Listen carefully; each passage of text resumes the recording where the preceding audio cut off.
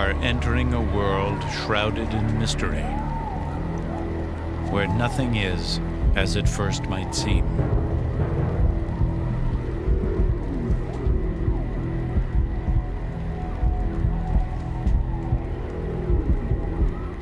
It is a sacred world where a game is being played.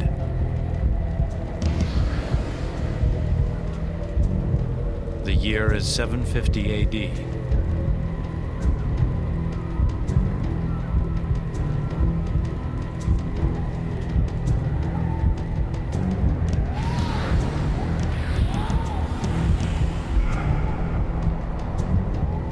We do not know the rules or how many played, but this is no ordinary contest. They played this game for their lives.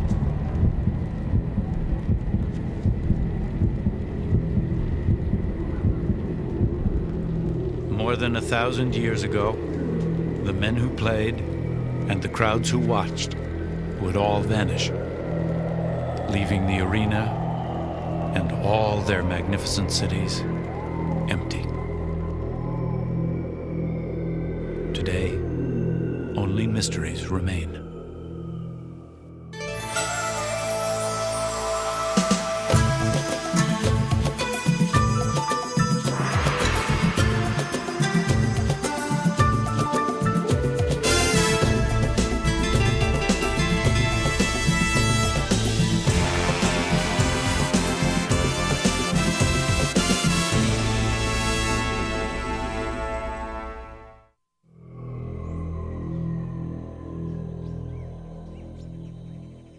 They were called the classic Maya.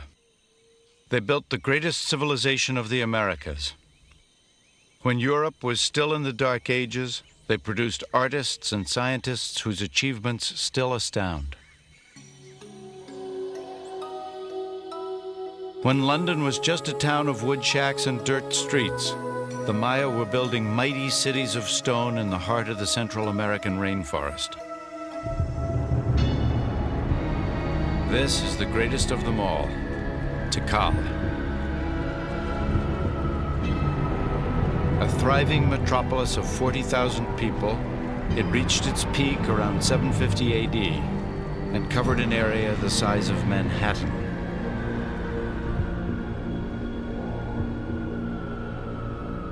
Less than a century later, it stood empty. It's a mystery that touches everyone because we're all existing in civilizations, and we feel the fragility of civilization when we see something like the Maya ruins, when you see how high a civilization can develop and achieve and how dramatically it can disintegrate. It touches each of us.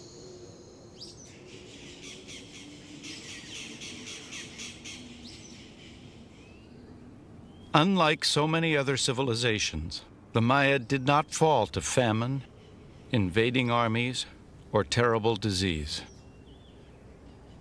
Maya cities were deserted more than destroyed. The Maya who once inhabited these streets just walked away into the forest, never to return.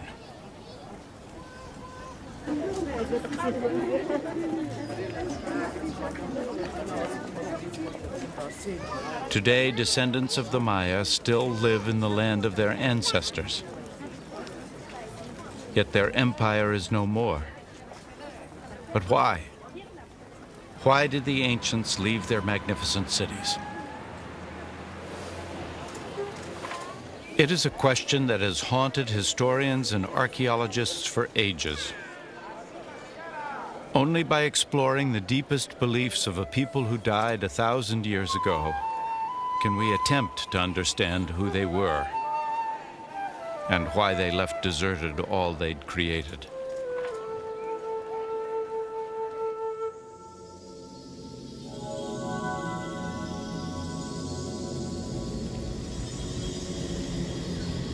The trail is cold, but clues can still be found.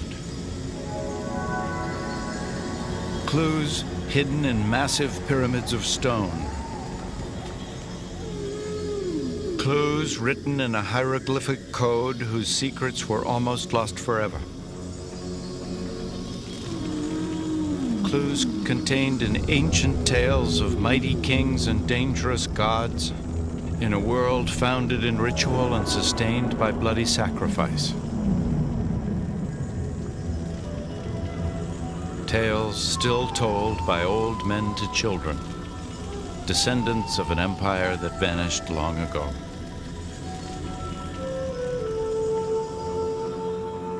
The origins of the Maya lie in the forgotten histories of the first immigrants, the Asiatic people who walked across the Bering Sea from Siberia during the last ice age and settled the Americas more than 15,000 years ago. Thousands of years would pass before the primeval Maya established themselves in the sweltering jungles of Central America. Then, in a period lasting from 250 to 900 AD, the sophisticated civilization we call the classic Maya would flourish. Hundreds of cities were built. The vast territory that is now southern Mexico, Belize, Guatemala, and Honduras became the empire of the Maya. They thrived for more than 6 centuries. Then it was over. All across the empire, the Maya simply walked away.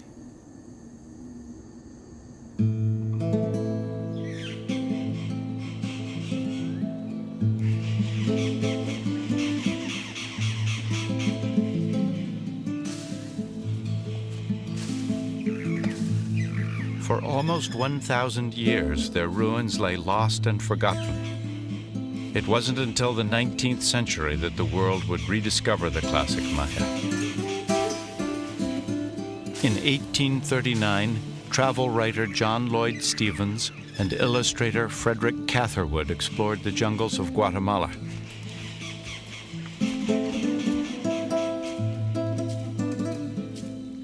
Their work captured the romance and mystery of the Maya world, while providing the first serious clues to the origins of this lost civilization. Explorers before them had theorized the Maya were descendants of the Greeks, a lost tribe of Egypt, or even fugitives from the mythic land of Atlantis. But these men believed otherwise. Unless I am wrong, we have a conclusion far more wonderful than that of connecting the builders of these cities with the Egyptians, or any other people. It is the spectacle of a people possessing cultivation and refinement. John Lloyd Stephens, 1840. Stephens understood this exotic civilization had not been developed elsewhere by others and brought across the Atlantic. The Maya, he suggested, were unique. His writings marked a turning point. A new era of exploration had begun. Adventurers and eccentrics came from all over the world. One French explorer arrived in Mexico with 4,000 pounds of luggage, and there was only one way to carry it.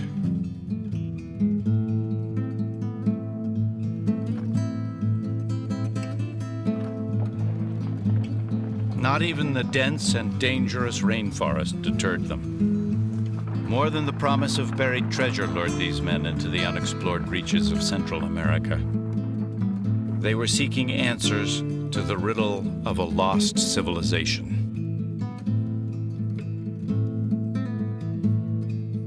They found treasure in abundance, but an understanding of the ancient Maya proved elusive. Archaeologists probed the jungle for decades, discovering great monuments in astounding profusion. Most intriguing of all, hundreds of pyramids that, like sacred mountains, reared up from the jungle floor.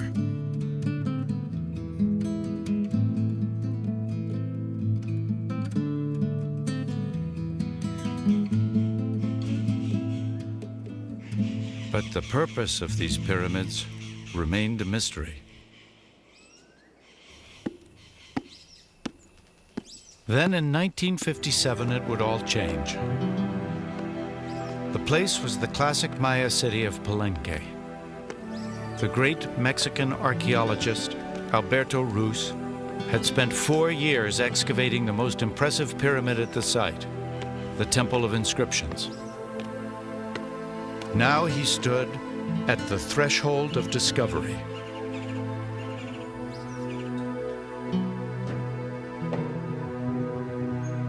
I entered the mysterious chamber with the strange sensation natural for the first one to tread the entrance steps in 1,000 years.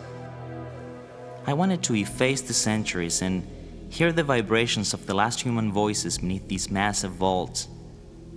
Across the impenetrable veil of time, I sought the impossible bond between their lives and ours.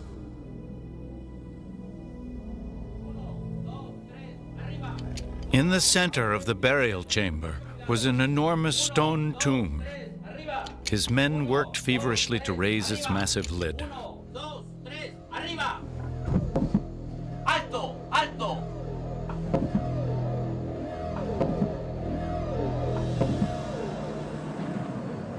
I was gazing at the death face of him for whom all this stupendous work, the crypt, the stairway, the great pyramid with its crowning temple, had been built.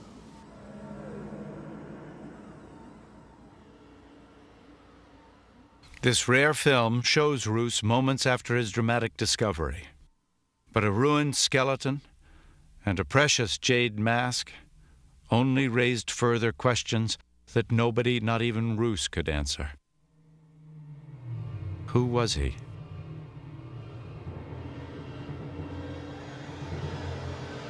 What happened in his life that his death warranted such ceremony?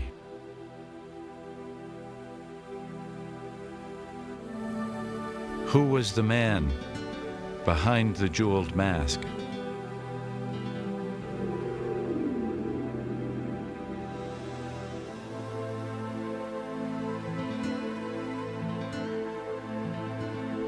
The Maya did leave clues, but they are cryptic, coded, and opaque.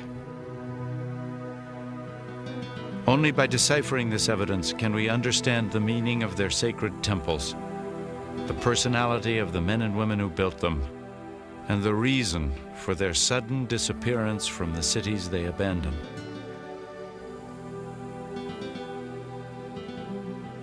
A century and a half ago, John Lloyd Stevens predicted that the strange, indecipherable engravings on their monument walls held the key to the mystery of the Maya. He was right, but only now, after one of the greatest code-breaking feats of all time, can the secrets of these silent stones finally be revealed.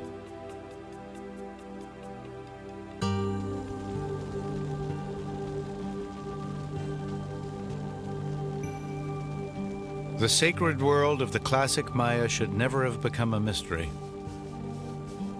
They left, after all, an abundant written record.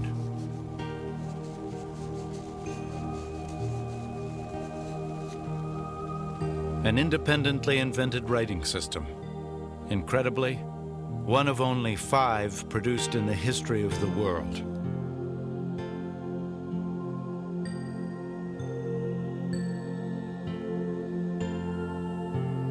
These were texts imbued with magical power, descriptions of their cosmos, chronicles of their dreams.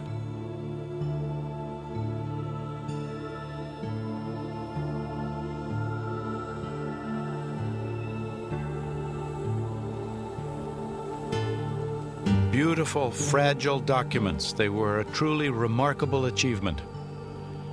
A unique and totally original written language, as momentous as the hieroglyphs of ancient Egypt.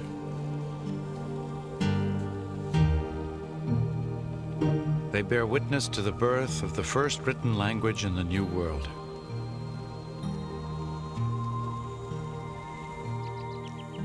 Esta es la letra A, B. The importance of these texts was recognized by the first European invaders centuries ago. In 1562, a devout Catholic priest named Diego de Landa convinced one of the last surviving Maya scribes to translate the Spanish alphabet into Maya. Landa fervently wanted to bring Christianity to the Maya. He felt learning their language was his best hope of reaching the people he yearned to convert.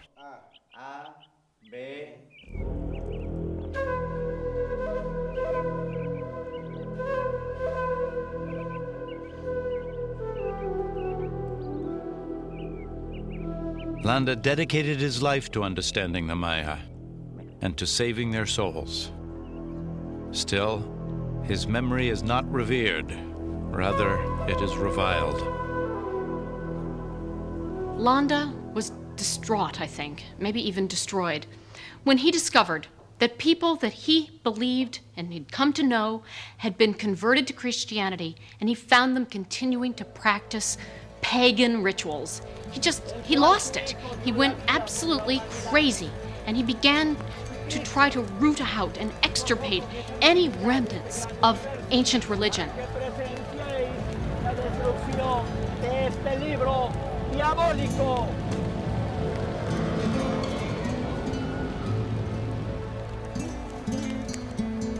In a single night, this man of God burned hundreds of precious books. Books containing their science, their literature, a record of their lives.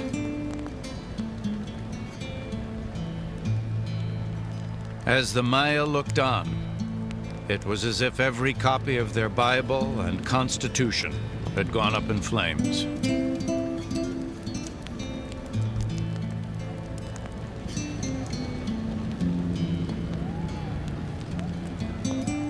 Throughout the Spanish conquest, thousands more texts were burned.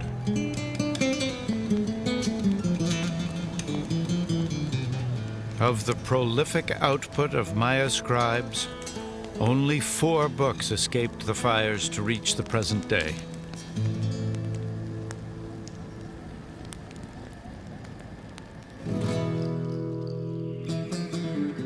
But 4 did remain. And from this scant evidence would come remarkable insights into ancient Maya culture. At first, only their sophisticated mathematical system was decoded. Maya math was tied closely to a complex system of astronomy. Their detailed observations of the night sky were recorded with astonishing accuracy.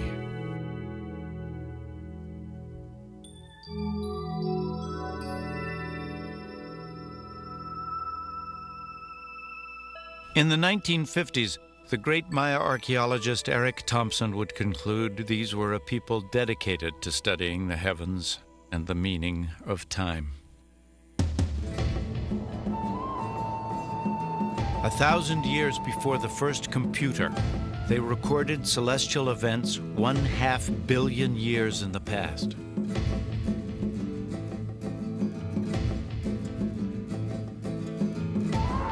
But why such fantastically complex astronomical calculations? Thompson thought he knew. Maya society was practically utopian, he concluded. A peaceful people who worshipped time. A world run by tranquil priests and timekeepers. A place of sacred observatories devoted to the tracking of the stars. In the Maya, Thompson saw an idealized world of sacred beliefs and higher learning. His vision was as appealing as it was flawed.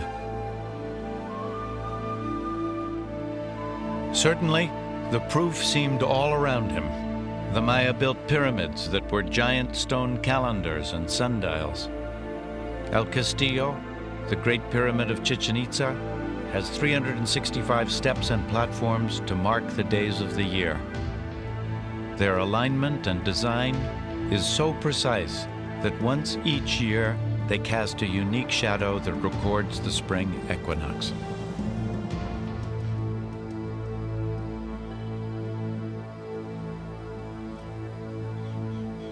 Like the star charts of an astrologer, their codices mapped the positions of the stars and planets for centuries to come.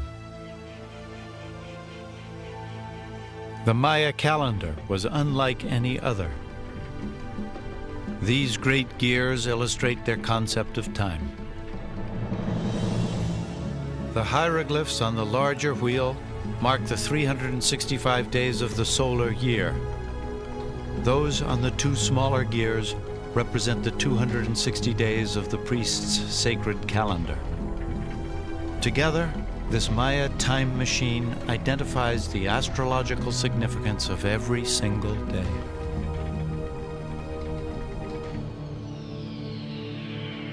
Using this calendar, Maya priests predicted the precise time and place of solar eclipses. For the average Maya, it must have seemed as if their leaders controlled the awesome power of the heavens.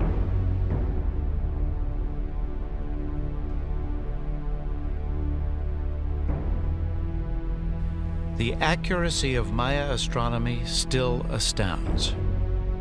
The cycles of the moon were mapped so precisely that today, 1,500 years later, their calculations are off by only 33 seconds.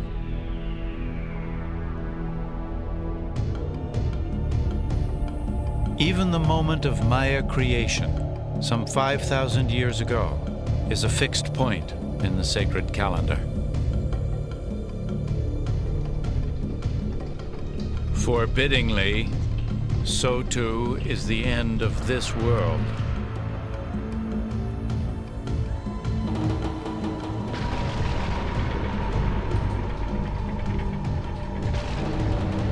According to the Maya calendar, this cycle of creation will cease to exist at precisely 4 Ahau, 3 Kankin, Sunday, December 23rd,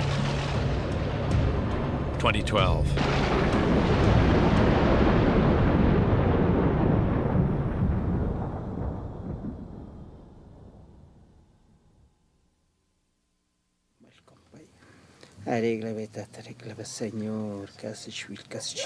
Today, many Maya continue to await this day with dread. In the highlands of Guatemala, the few remaining Maya shamans and the last calendar priests still calculate the passage of time based on the ancient formulas. It has not slipped one day in 25 centuries.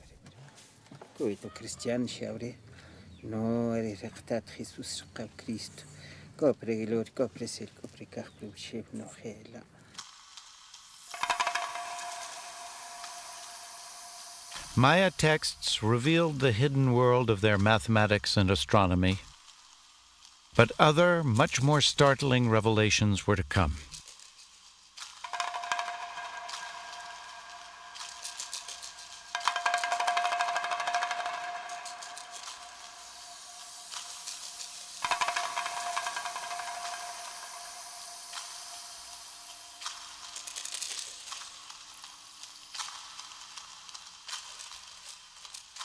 Justin Kerr is a photographer who found a way to take pictures of Maya vases as they rotate in front of his camera, effectively unrolling the continuous image painted on the vase.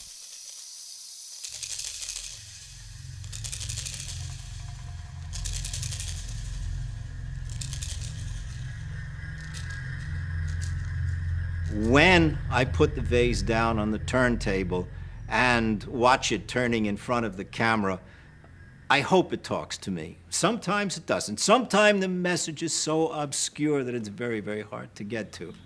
But sometimes it reveals itself.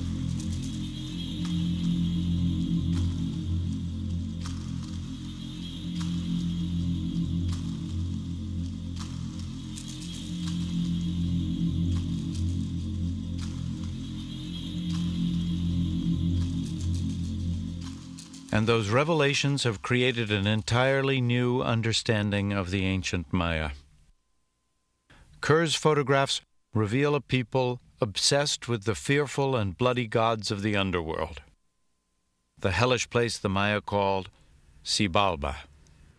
Some of these guys are very, very gruesome. The god of decapitation, for example, is a skeletal god. He very often is holding a decapitated head either by its hair or he has them the head in his palms. He is generally portrayed with having large volutes of stench coming out of him. For the Maya, the underworld was an ominous place. But to our eyes, many customs and rituals in their daily lives seem equally unsettling and bizarre. Children's skulls were deliberately deformed to create the flattened brow line the Maya found so pleasing.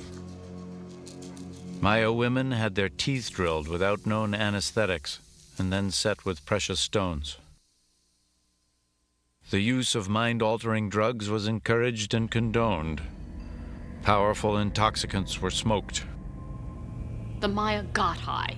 The Maya took lots of drugs, but I think their drug of preference was fundamentally alcohol. And when they were so drunk that they were throwing up, they were then taking it as an enema, which would be a very intensive, even more intoxicating effect, to take balche, or some kind of fermented drink, as an enema. They were getting incredibly drunk.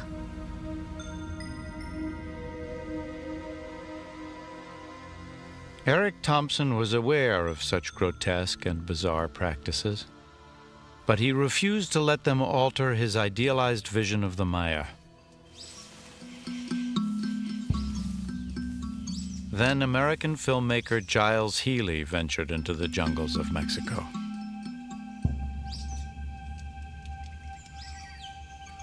In 1946, Healy was led to a secret ruin by a Lacandon Indian named Chan Bor.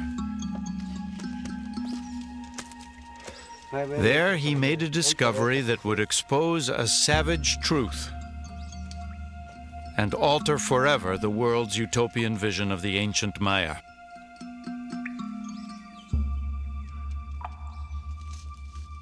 Chan Bor brought Healy and his camera to a Maya ruin the outside world knew nothing about.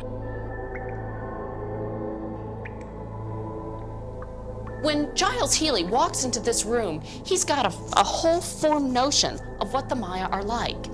He's imagining that they were priestly timekeepers, a few wonderful noble men, maybe like the very Yaley himself, Giles Healy, class 24. He imagines that they are going to be men like him. Instead, what Healy found painted on the temple walls was a detailed depiction of the Maya not as peaceful stargazers, but as fierce warriors, devout believers and bloodthirsty deities, devotees of bloodletting and sacrifice. It was a portrait of the Maya that up until that moment seemed unimaginable. I think, in fact, there is probably no more single powerful painting of warfare and of bloodletting in the world than this battle. It's full of sound and trumpets and screaming and guys who are all painted and pumped up. Some of them are already slain, the decapitated head, this other hunk of flesh. And the key point is right over in the corner of the paintings, where this guy is ripping out the fingernails of that particular captive, and his face is collapsing. He seems to be almost burbling something out of his mouth. Maybe it's blood dripping from where they've ripped out a tooth or two. And the rest of these captives seem now sunk right into their laps, their haunches. They look at their fingers. Blood is spurting right out of them. This was an image of the Maya neither Eric Thompson nor the world at large could easily accept.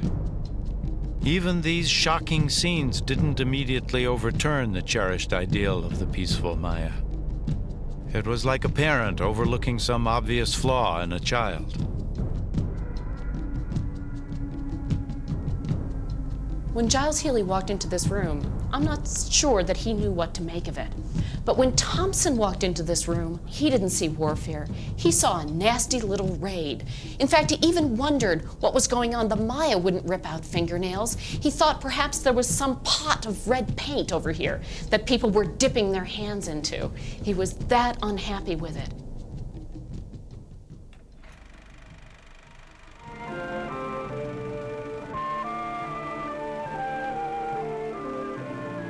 Giles Healy eventually finished his film. He focused on the Lacandon Indians who had been his guides.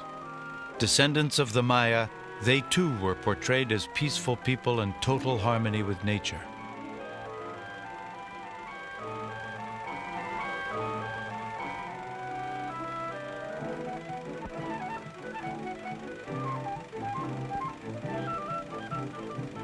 About the eerie scenes of violence, not a word. Giles Healy had cleaned the grime of centuries from the Bonampak murals, but he could not bring himself to reveal the truth.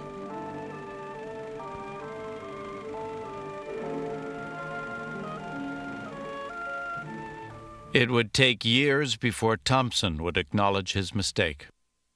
But a continent away, another discovery provided a new set of clues. By pure accident, in a most unlikely setting, a new chapter in Maya history would begin.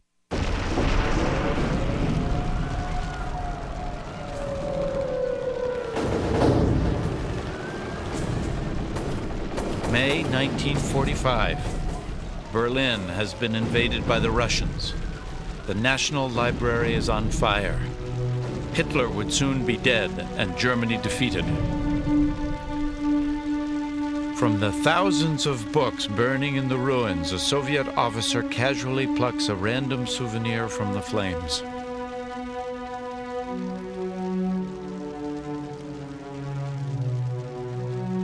His name is Yuri Konorosov. The book, Reproductions of Surviving Maya Codices.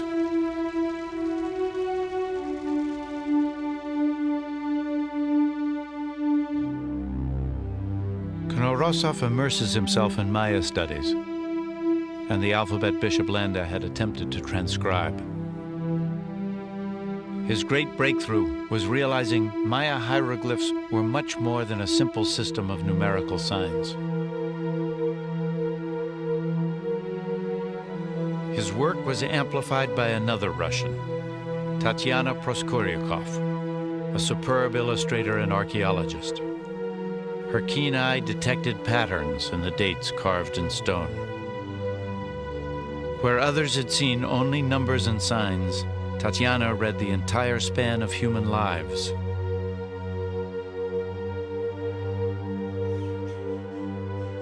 Based on her findings, the code breakers went to work.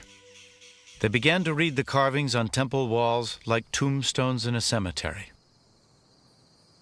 Much more than mere calendars, the images commemorated the entire reigns of kings and queens.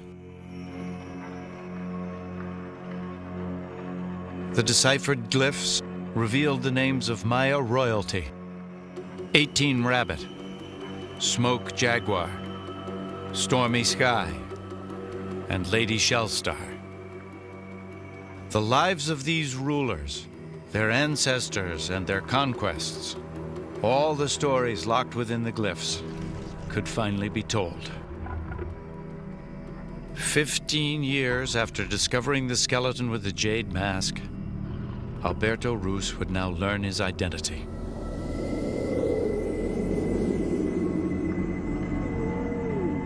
He was Lord Pakal, king of the city-state Palenque. The 10th in a line of rulers that stretched back 3 centuries. He ruled for almost 70 years. Lord Pakal was one of the most powerful kings in the history of the Americas.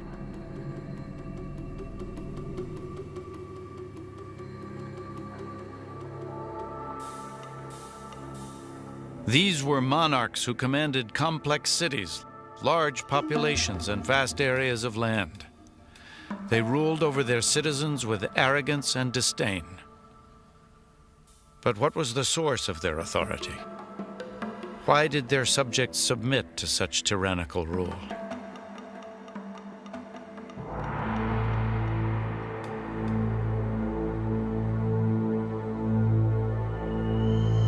We keep looking for the underlying source of the power of the kings, searching for economic and political and military power on a fairly grand scale.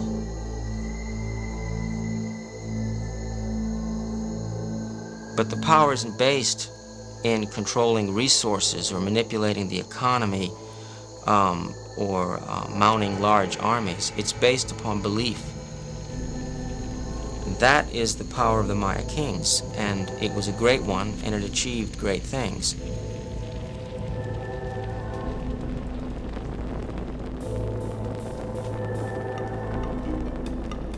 The power of the Maya kings.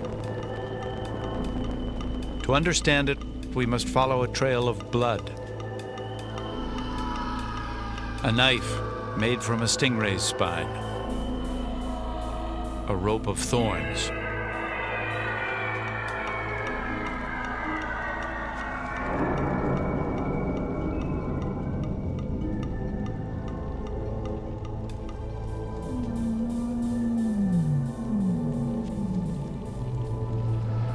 These are the keys to comprehending the Maya and the sacred power of their kings.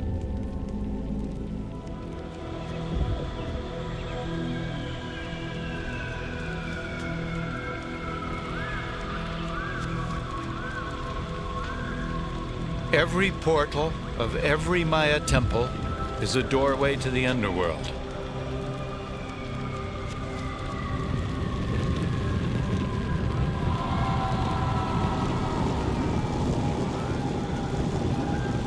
Inside this temple, it is the duty of both king and queen to reenact the mythical moment of Maya creation.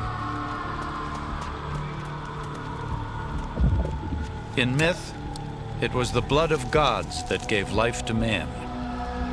This was the original act of sacrifice. On earth, the king is as a god.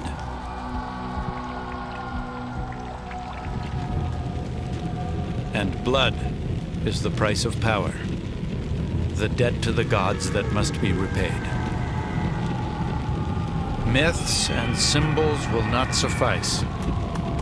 Blood must be shed.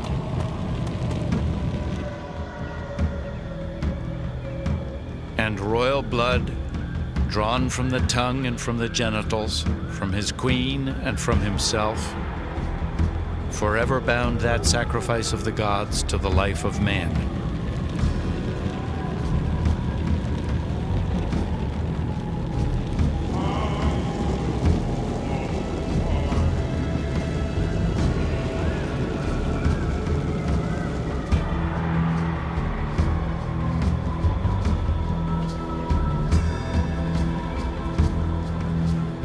As his subjects watch, the bloody sacrament of the king spirals upwards to the gods. In return for the sacrifice of royal blood, the crowd believes, the gods will cause the sun to rise, the rains to fall, the corn to grow.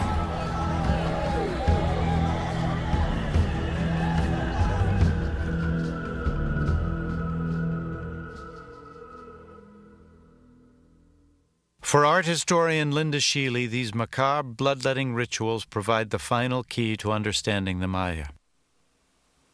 In the New World, people believe that your soul, the most potent part of you, the part that's indestructible, the part that you will pass on to your grandchildren and to your great-grandchildren, the thing that is eternal resides in your blood. So if you wish to give an offering that is the most precious and powerful thing on earth, you give your blood.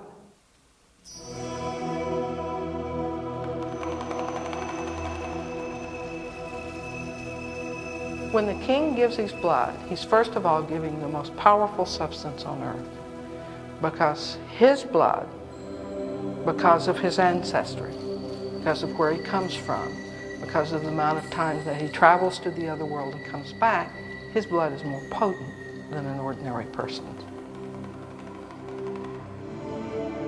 Remember that the kings had to do rituals of genital bloodletting and self-laceration on a regular basis. So that kind of keeps you honest. You know, I think if we had some genital bloodletting in modern politics, it would thin out the herd and might be a good approach to finding the honest politicians. In fact, all Maya gave offerings of their blood. The difference between them and us is we have it easy. We say you can tithe. You can give money out of your pocket. You can give something that doesn't hurt, something that really doesn't cost you anything.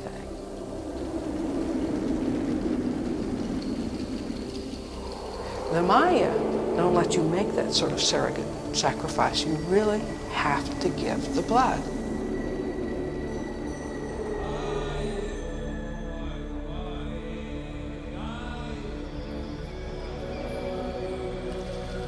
And there were other even bloodier offerings.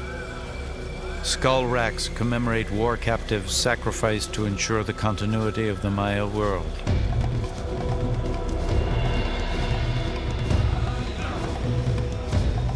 Even the ball game served a deadly purpose.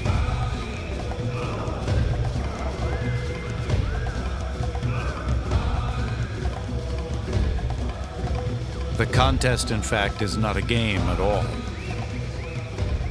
Its losers were sacrificed to the gods.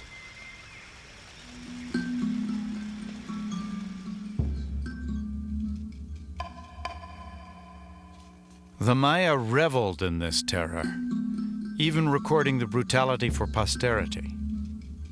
This sacrificial victim still emits an eternal howl of unimaginable pain.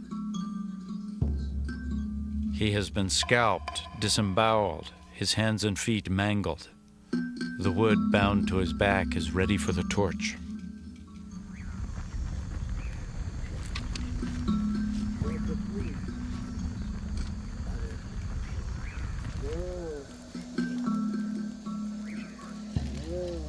Today, Maya shamans still practice blood sacrifice.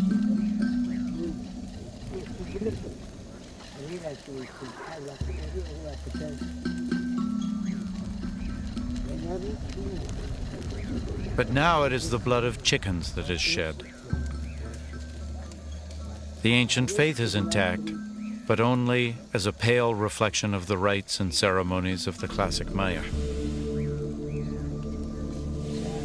Sacramental blood still feeds the Maya imagination, but the context of belief has changed. Christianity may have been forced upon the Maya, but once there, it struck a deep and lasting chord. The Christian concept of a divine king who shed his blood for the benefit of mankind made perfect sense to them.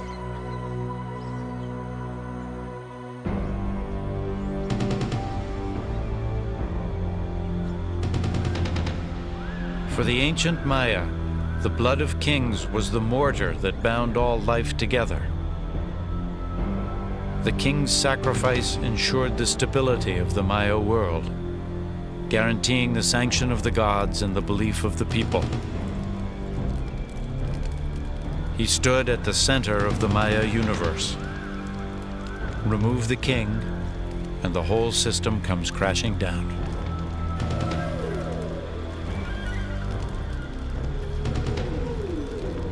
For Arthur Demarest, the crisis for the classic Maya began the moment they lost faith in their kings. The source of power is this ritual, this display, the ceremony, the theater, the charisma. And when real problems occur, when a military defeat occurs, even between centers, it can be devastating in a way that it shouldn't have to be. But the authority is based upon belief in the king.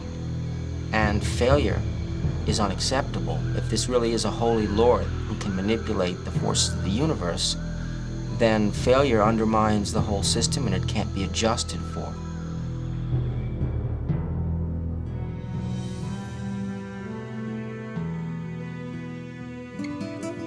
The problems Maya kings faced as their authority eroded were not unique, but their solution was more ritual, more sacrifice, more blood. But it didn't work. I mean, you can genitally bloodlet and you can build temples as high as you want. It isn't going to make the soil thicker. It isn't going to stop erosion. It's not going to prevent invading enemies from winning because they have better weapons or tactics.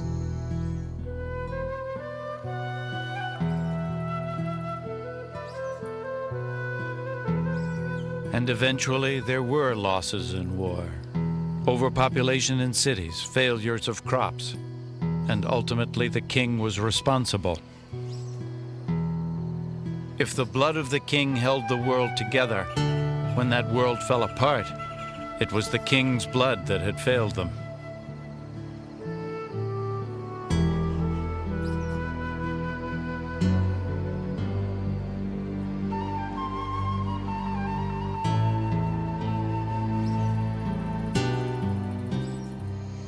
When you begin to understand from the inside the way the Maya thought and the way their civilization was constructed, it's amazing that they maintained it for as long as they did.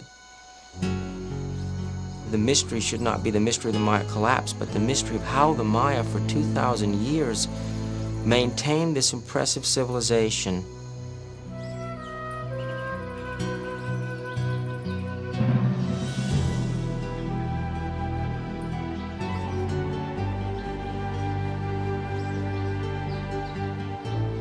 The Maya, they rose stone by stone out of the jungle, self-made and self-contained, unique and wholly original in all the world.